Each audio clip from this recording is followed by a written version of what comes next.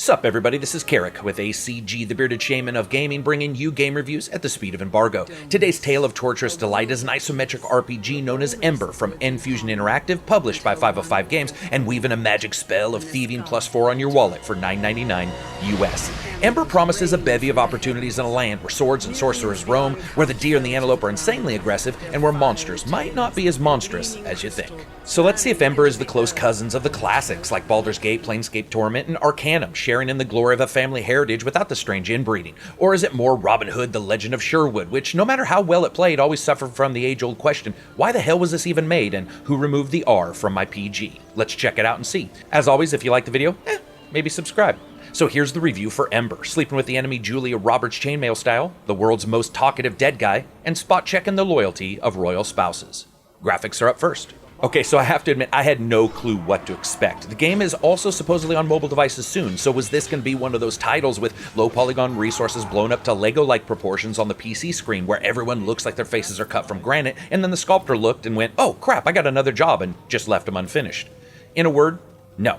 Ember is, for the most part, pretty damn fantastic looking, from the highly intelligent use of lighting to portray specific areas' emotional responses, to the hilarious set pieces like a goblin complex and its misuse of resources, lack of care for things of true worth, and reminders that this is where 200 creatures with an IQ collectively of 7 probably live. The game does an excellent job with what it has. Also, incidental environmental additions do a good deal to enclose locations in their own theme, like the swaying and jerking bodies wrapped in spider silk and a monstrous arachnid layer, human fruit to the slaughter. Each location usually has something highly interesting going on within it. Also, while Ember is smaller than, say, Baldur's Gate or Icewind Dale in total landmass, what it does offer is unique locations set among various parts of the land with enough difference in their details that deciding where to go and which direction to go is most likely not going to lead you to some place that looks like Bad Guy Zone number 12 now with more hard-up woodland robbers itching with chiggers. I also was surprised to find that while isometric in overall nature, the game also allows for a tremendous amount of zoom. You guys know what I'm talking about. Some of these isometric games have come out where it's like the developers have a hate-hate relationship with the mouse button, and zooming in allows you to see their blob, well, a little bit less blobbish, like they're afraid the protagonist isn't good enough looking to be a leading man or woman. But not so here with Ember. Zoom down straight into your face mode is here if you want it, or far enough out to see a good deal of what's in front of you. It's sad I have to mention it, but those games do exist. One caveat here, though, is that you can't rotate the camera, and that sort of sucks. Characters and creature designs are typical fantasy fare, though some are changed up a bit due to the storyline, and the first time you lay your eyes on a corrupted rabbit or a glow-in-the-dark fiery red devil deer, you will probably remember that moment.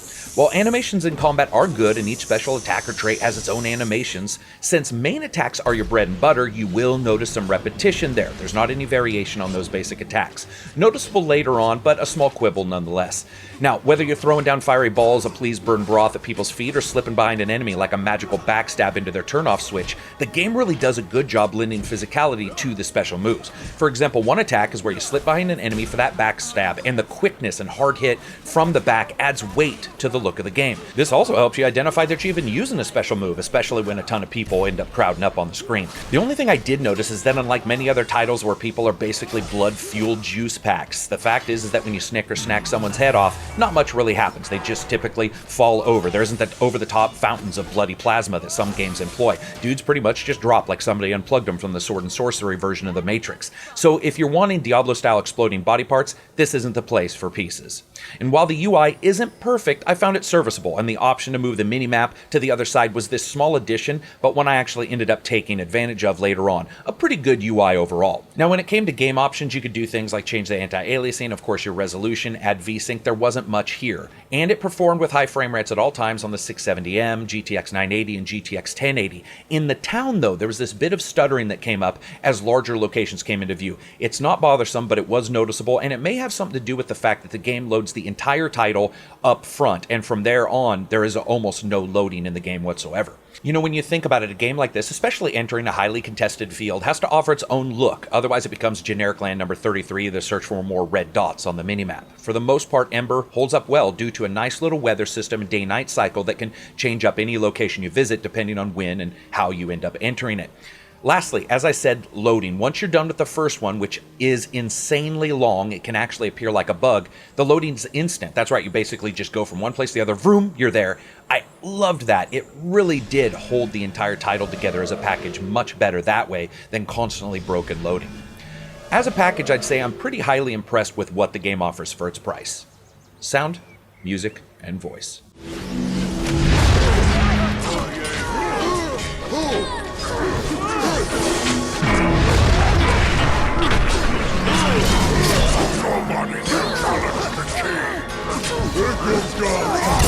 Not feeling too good.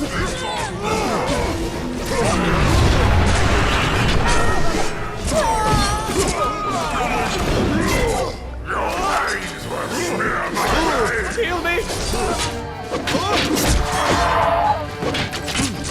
Run now! I will call I need you.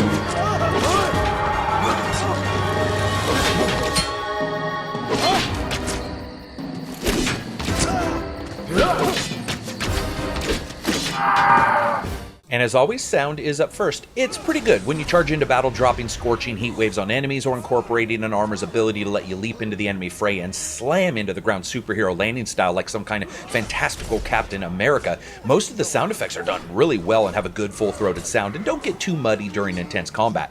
Some specials have great sounds too, like the special backstab attack I talked about earlier that ends with this heavy boom as you flip behind your enemy, or the little crackle of electricity coming from a teammate's sword swing as he does his best to impersonate someone modding a blade in Dead Island. Also, environmental sounds are excellent, from the baying of someone's neighborhood dog to the crows feeding on just dead flesh. It's really good environmental sounds, and the first time you hear that muffled sound of someone needing help in a spider's dinner wrap carrying across the floor of a dungeon, it's actually hard not to be impressed with some of the levels of echo and reverb as well. Now that being said, there are a few outliers. For example, anyone with rabbits knows that when they scream, the entire world sits up and wonders if the apocalypse is happening and somehow Thumper got a pre-release copy of the video. The first time you encounter corrupted rabbits in this game, it had me leaping for the volume controls. It was insane. It wasn't just louder than damn near everything else in the game, it was that octave that basically makes you shit yourself in terror without warning. Also, sometimes attack variety, just like the animations, can get a little bit heavy on the ears in the repetitiveness, and when 10 people all rush to the center of the screen to see who can poke you full of holes the quickest, it gets a bit rough and repetitive. I'd say pretty good sound, with a couple issues here and there. Music. This goes from good to excellent. Honestly, it's just really good, clean music, and while the game doesn't have a large variety of musical influences, what is there is a heady mix of woodwinds and strings that sound big orchestra-like, for the most part, and the use of harp during downtimes and slower, more serene moments is literally spot on. Very well done. It also knows when to back the fuck off and let the game's sounds come through, resulting in a little less music during, say, a dungeon exploration sans battle than maybe out in the woods or in the city in the dead of night. I guess if there's one negative, I could say that sometimes it's a bit generic. It's not noticed right away, but after many hours, sometimes some of the tracks sound a little bit similar, and then I realized, oh, this is the one that doesn't end with the flutes, that kind of thing. But good music overall. Voice. So here's always where we see budget and where it is and isn't spent. While some characters are voiced throughout discussion, most apparently lose their voice after the first sentence, resulting in sign language for the rest. While those that play aren't bad, they aren't great either, leaving you occasionally wondering, why is this person voiced and not this person, and vice versa. That being said, your teammates you gather as you play are actually quite entertaining, and their bravado, or lack of it, during battle is hilarious, with questions about your future right alongside those that don't care about the future, as long as it's sticking pointing things into living stuff. As a package, average voice.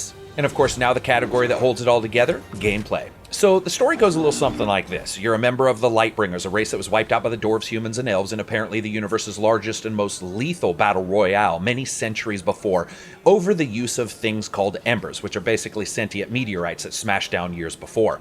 Centuries later, someone gets the idea that bringing you back to life would be more than adequate to start a chain of events that could be called a story in a game, and here we are. One ancient amnesia-ridden player character later, we got an RPG that lets you explore the lands that the Lightbringer left many centuries before, learn about your fate, learn about the fate of the races that remained, and basically doing odd jobs, because let's be honest, odd jobs are what heroes do. Remember that time Nicolas Cage packed groceries right in the middle of the movie The Rock? Yeah, me neither. As a Lightbringer, you go out into the world armed with weapons and armors that can either be normal or enchanted with a special skill, like dashing across a screen, backstabbing people, freezing or frying them in particular order, or just leaping up into the air to smash down and stun them. At some point, you're going to find out that you can't talk your way out of stuff, so it's time to introduce the world to your Vorpal sword. And that's when things actually get really good. First, the combat system is dead easy, a real-time with pause style system that has you performing your skills by either clicking on them or dragging their icon onto the location or enemy you want to use them with. Now, at first that can be a bit odd, and I'm not sure why those icons aren't also stickied onto the characters on the screen themselves, and not just aligned at the top of the avatar's smug-ass face.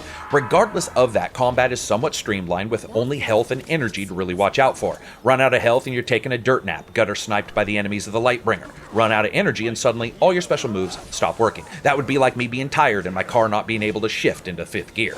It works in a pinch if you don't really think about it.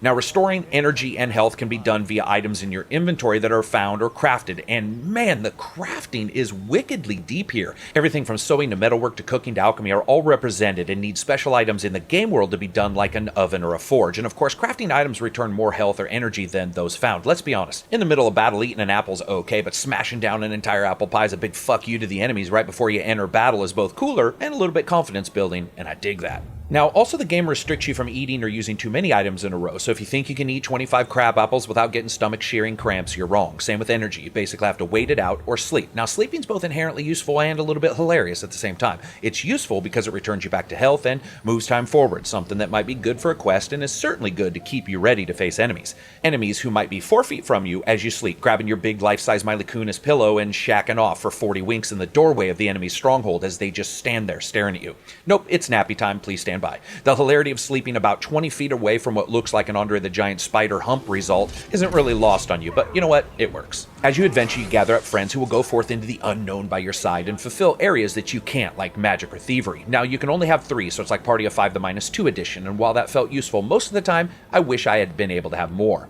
Now, there is some messiness here and there as well, like the inventory system's cumbersomeness, regardless of which mode it's in, the list mode or the grab bag. Also, sometimes when you want to move in battle, the game gets confused, and it's like, sure, I would love to open up the character sheet, resulting in a close it, no, open it, move there, no, there, please shut the sheet, no, open the sheet, shut the sheet, no, the sheet, not that sheet, what sheet, oh fuck it, you're fine where you are kind of moments. Also, for reasons I couldn't figure out, the only way I found a lockpick chest was to open the inventory and drag the item to the chest versus hot button, which the lockpick steadfastly refused to sit on, because as we all know, if you're picking a lock, the best place to hold the lockpick is in your Nike fanny pack underneath your Purell hand sanitizer. Now, one nice thing, the game offers 60 plus skills stretched across items and weapons, either picked up or crafted, and leveling up is a simple case of a couple attributes like strength, intelligence, vitality, and adding 2 points to them per level. You can also equip rings and helmets, which also have their own special skills and bonuses. Story-wise, the game stretches about 20 plus hours, and most of that is non-filler because while there are some side quests, most are somewhat in the same location and level the main quest, making them enjoyable jaunts that don't really stretch the time frame much. Also, seriously, excellent use of items around the game world to tell the story. Every time I find a friggin' book in an Elder Scrolls series, I want to smash whoever writes those dry, witless things right in the mouth. Here, humorous views like the Q&A of a spiritual leader or a treatise and rating of taverns is really well-written stuff. Just think enough to have substance, but not make you grab for this game's version of skooma. Really good. Also, difficulty can be adjusted to the higher levels, and it will test your ability at every turn. Hell, even I, on normal, died a number of times simply due to enemies with pretty good AI, flooding the local area with gas, fire, and other effects, whittling down my health, of course, faster than I could replenish it. Fun factor. I have to say, you know, it's a bit like a mini expansion for Baldur's Gate released without warning, but due to the ride size, only 3 people can join. It's good, streamlined fun with a little to no random complexity that brings you out of the story. This isn't actually Baldur's Gate, though. It's not even Icewind Dale, but somewhere there's a family reunion and Ember could show up and pass for a cousin and maybe get a little bit of food at that potluck. It's well-placed, has an incredible amount of gameplay and story for its cost. It looks good for its cost, and in the end does what it sets out to do, which is offer a cohesive, well-written, well-played entry into a game world that I would actually be more than happy enough to explore again. If there's one caveat to this entire thing, it's that while there is some role-playing, there's also a couple times where I was surprised I was forced into a particular decision set. While most likely budgetary in nature, it did take a bit of the R, as I said before, out of the PG. So as you guys know, I rate games on a buy, wait for sale, rent, or never touch it again rating scale. This is absolutely a buy. This is actually a really enjoyable small RPG title. It's got very few bugs. It plays really well. And to be honest, I was really enjoying this overall game world and the way it meted out its story. Very well paced. So anyway, that's it for me. I hope you guys liked the review. If you did, give it a thumbs up. Maybe check out Twitter and Patreon. If you didn't, give it a thumbs down. Remember to follow me on Twitter. I'm always there, or Facebook. As always, enjoy the rest of your week, and peace out. You made a bad mistake.